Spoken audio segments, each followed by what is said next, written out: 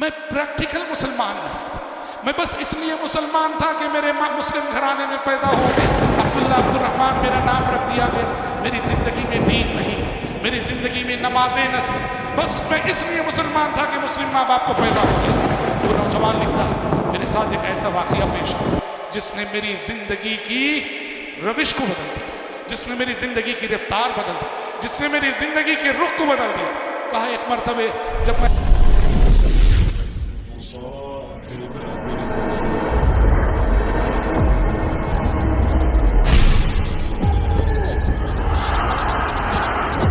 مجھے اس وقت ایک عرب نوجوان کا ایک واقعہ یاد آ رہا، اس کو سنا کر میں اپنی بات آگے بڑھاتا ہوں۔ رابطہ عالم اسلامی مکہ مکرمہ سے ایک میگزین نکلتا تھا الرابطہ، اس میگزین میں ایک مضمون چھپا تھا، اس مضمون کا عنوان تھا شاب یسجد للہ فی قاع البحر، ایک نوجوان جو سمندر کی گہرائیوں میں اللہ کے لیے سجدہ کر رہا ہے۔ مضمون نگار کون ہے؟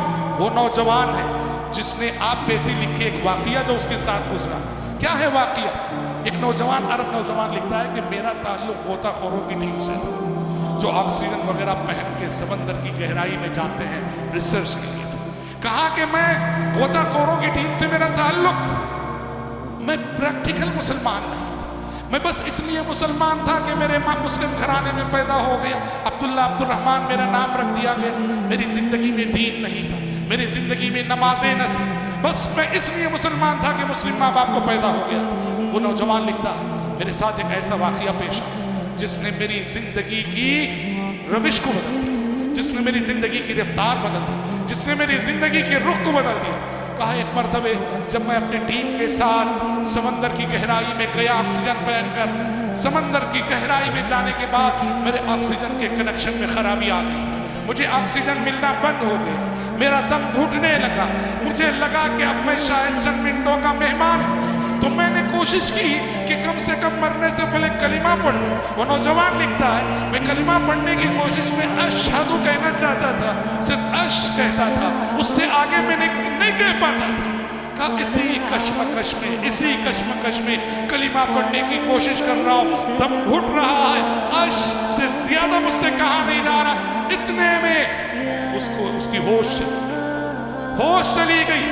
اللہ نے اس کے ساتھ خیر چاہا، بھلا چاہا، اچھا ہوا کہ اس کے دیگر ساتھی جو تھے نیچے انہوں نے اس کو دیکھ لیا، اس کو فوراً وہ لوگ اٹھا لائے، ساحل سمندر پہ لائے، ساحل سمندر پہ لا کے وہ جو فرسٹ ایڈ جو بھی ہوتا ہے کرنے کے بعد اس کی ہوش آئی، آنکھ کھلی۔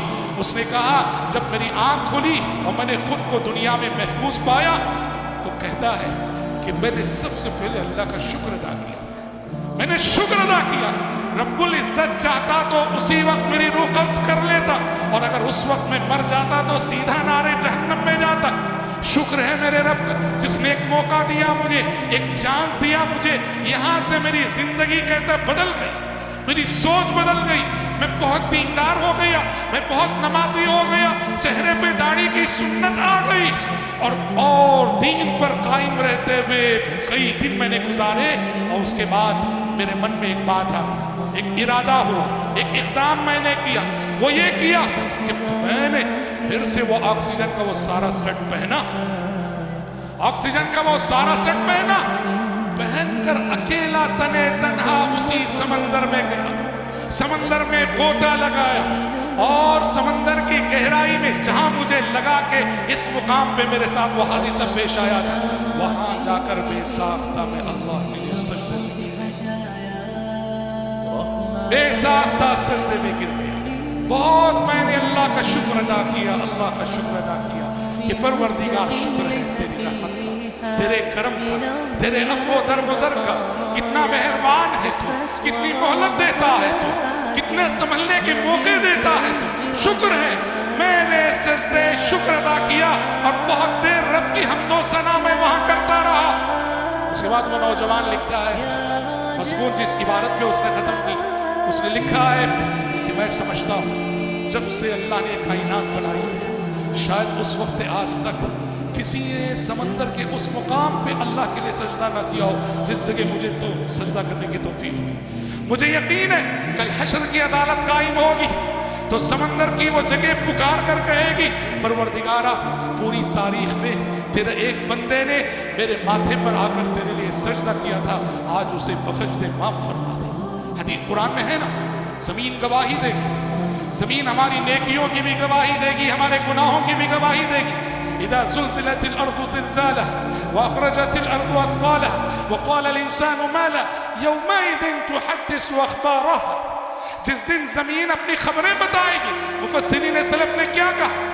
ہم سمجھتے ہیں غلطی کرتے ہوئے کوئی نہیں دیکھ رہا ہے، کوئی دیکھے نہ دیکھے، کل یہ جگہ جس جگہ کھڑے ہو کے میں گناہ کر رہا ہوں، کل اللہ اسے زبان دینے والا ہے، یہ زمین بولنے والی ہے، یہ کائنات جسے ہم سمجھتے ہیں یہ بے زبان مخلوقات ہے، کائنات کی یہ بے زبان مخلوقات گواہی دینے والی ہے، ہماری نیکیوں کی گواہی اور ہماری معصیتوں کی گواہی۔ وہ نوجوان لکھتا ہے مجھے امید ہے کہ سمندر کا وہ مقام، سمندر کی وہ جگہ پکار کر اللہ سے کہے گی کہ پروردگارا تیرے ایک بندے نے میرے ماتھے پہ تیرے سجدہ کیا تھا، آج اس کو بخش دے، میں اس کے حق میں سفارش کرتا ہوں۔ میرے نوجوان ساتھیوں، ایسے چانسز مجھے اور آپ کو زندگی میں کتنے مرتبے ملے ہوں گے؟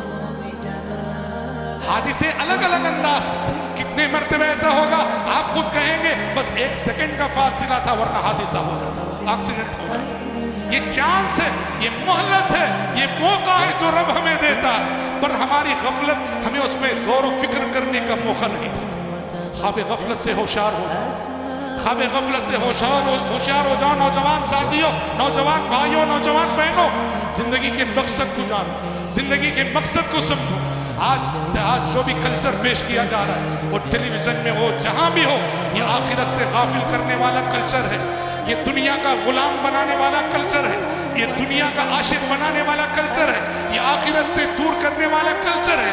لہٰذا اس کلچر کے منفی اثرات سے اپنے آپ کو بچاؤ۔ تمہارے لیے نمونہ اصحاب رسول رضوان اللہ علیہ مجمعین، ہماری بہنوں کے لیے نمونہ امہات المومنین رضی اللہ عنہن جمیعاً، نہ کہ وہ لوگ جو بے حیا ہیں، بے شرم ہیں، بے غیرت ہیں، بے حجاب ہیں، بے پردہ ہیں، بے شرم ہیں، وہ کبھی ہمارے لیے نمونہ نہیں ہو سکتے۔ اخلاق سے انسان بنتا ہے، انسان کی قیمت کیریکٹر سے ہے، کیریکٹر لیس انسان کو انسان کہنا انسانیت کی توہین ہے۔ اولئک کالانعام بل هم اضل، قرآن کہتا ہے اس زمین پر جینے والے بسنے والے بہت سارے انسان ایسے ہیں، انہیں انسان کہنا انسانیت کی توہین ہے، وہ جانور ہیں، جانوروں سے بھی بے حوصلے ہیں۔ کیوں؟ اولئک هم الغافلون، وہ غفلت کی نیند سوئے ہوئے ہیں، خواب غفلت میں مست ہے، محو ہے، مگن ہے، اور اسی غفلت میں اس دنیا سے چلے بھی جاتے ہیں۔ رب العزت ایسی غفلت سے ہم سب کی حفاظت فرمائے۔ اللہ